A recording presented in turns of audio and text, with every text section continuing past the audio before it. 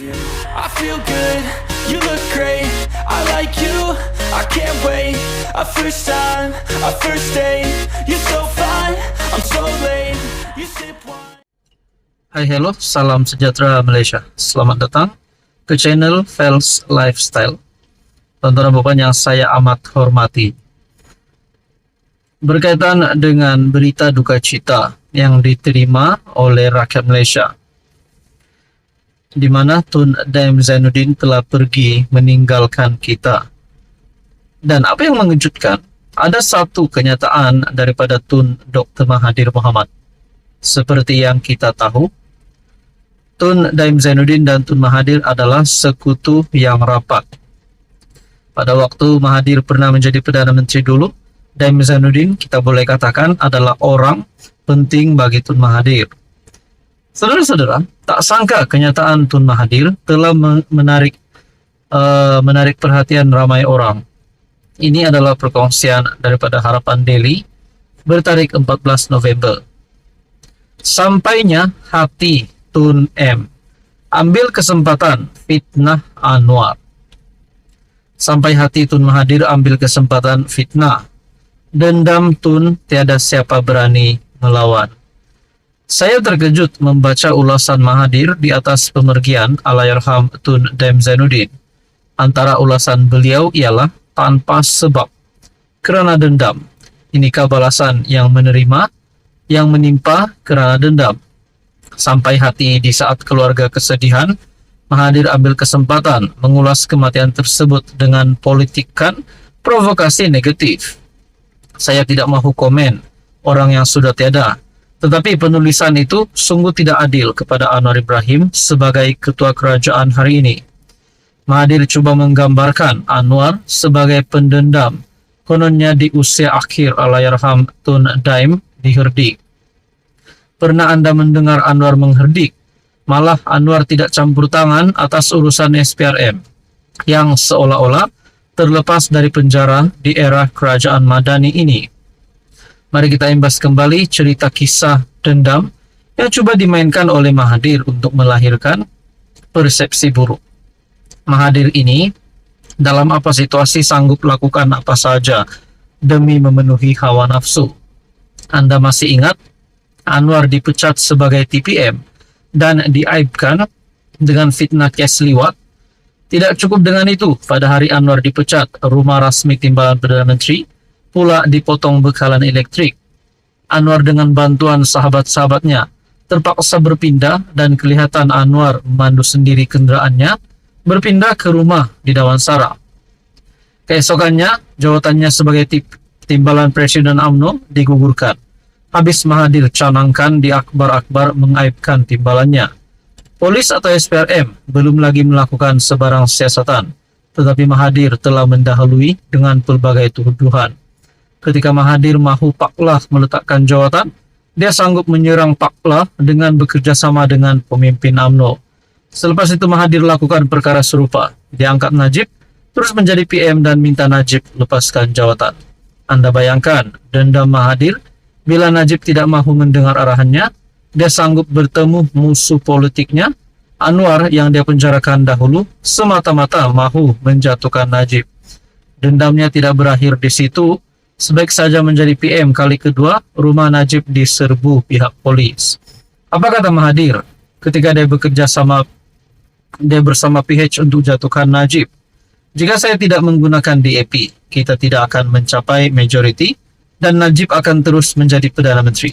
Antara DAP dan Najib, mana satu yang kita perlu jatuhkan? Anwar dikenali oleh sejuta ahli partinya sebagai pemaaf tahap dewa. Ahli parti marah presiden mereka terima Mahathir, tapi Anwar tetap maafkan. Terbaru, Anwar maafkan Najib secara pribadi. Beliau disindir oleh pembangkang. Anwar bukan jenis pendendam, sebab itu kes Mahyadin, Azmin, Hamzah, Wan Saiful, menantu MB Perlis, Anwar Musa masih di peringkat siasatan, sebutan permohonan, semakan, dan lain-lain. Saudara-saudara yang amat dihormati, tuan-tuan dan puan-puan, berkaitan dengan perkongsian ini, Anda boleh lihat di artikel Harapan Daily. Akhir daripada tulisan ini berkata, move on orang Melayu dari terus dimainkan oleh Mahathir. 7 bulan lagi Mahathir akan berusia 100 tahun dan sikapnya mahu politik tanah air dicaturkan oleh dirinya. Tentu ada udang di sebalik batu mengapa dia berbuat demikian. Tuan-tuan, adakah dengan ini Mahathir sudah tidak ada harapan lagi untuk jadi untuk menumbangkan Anwar Ibrahim? Apa komen Anda? Halo semua, salam sejahtera Malaysia, tuan-tuan dan puan-puan. Satu lagi laporan polis yang pasti mengejutkan ramai. Dan kali ini pula menyebut nama Parti PAS.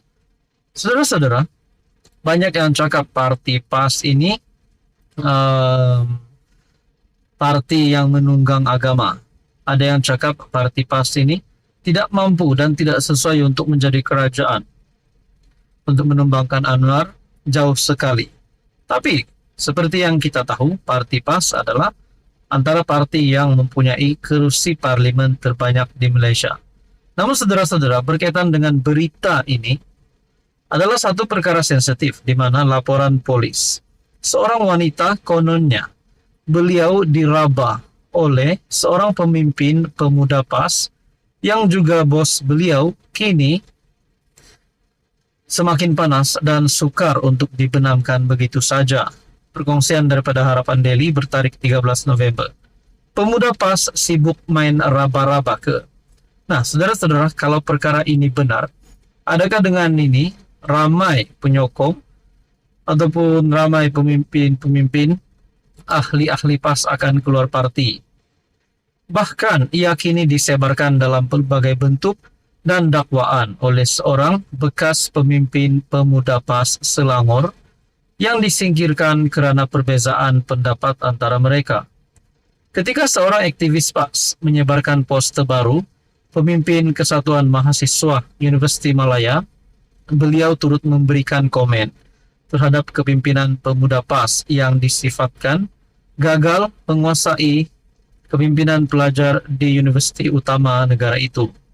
Loh, pemuda yang sedang menikmati jawatan-jawatan di pusat, di pejabat presiden, mereka buat apa? Main guli ke? Atau main raba-raba? Haha. Tulis Ahmad Hakimi Othman, bekas pemimpin kanan pemuda PAS Selangor. Sebelum ini Ahmad Hakimi mendedahkan satu laporan polis yang dibuat seorang wanita terhadap pemimpin pemuda PAS berkenaan. Namun usaha Hakimi itu tidak diendahkan oleh pemuda PAS, bahkan beliau diserang dengan berbagai cara. Seorang bekas pemimpin pemuda PAS telah memuat naik satu poster Kabinet Kesatuan Mahasiswa Universiti Malaya sesi 2024-2025, di mana hanya 2 orang sahaja antara mereka adalah Melayu, manakala selebihnya adalah Cina. Tanya UM, 3 orang sahaja Melayu, itu pun confirm boneka. Anak Melayu di UM barangkali dah mandul, tak minat politik, suka berpoya-poya dan berliburan. Kalau masih tak ada kesadaran, itulah gambaran kerajaan Malaysia di masa hadapan, tulis Wan Asrul Afendi Muhammad dalam posting di FB. Sebelum ini penyokong PAS sentiasa memimpin Kesatuan Pelajar UM ini. Berkaitan dengan ini, apa komen Anda?